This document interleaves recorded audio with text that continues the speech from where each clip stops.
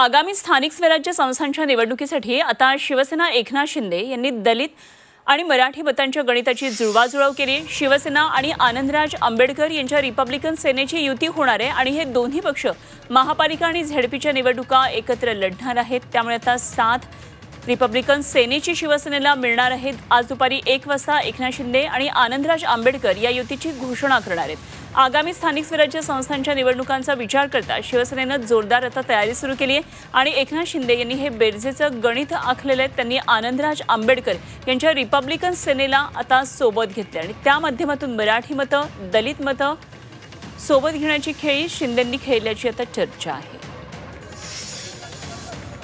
आनंद आहे कारण मी देखील आनंदराज आंबेडकरांना अतिशय जवळून बघतोय।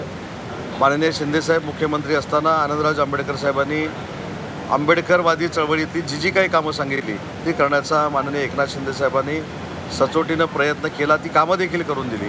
त्याच्यामुळं आनंदराज आंबेडकर साहेबांचा एकनाथ शिंदे साहेबांवर प्रचंड विश्वास आहे आणि शिवशक्ती आणि भीमशक्ती ही खऱ्या अर्थानं एकत्र येण्याची प्रोसेस आज या 1 वाजताच्या पत्रकार परिषदेनंतर होणार आहे।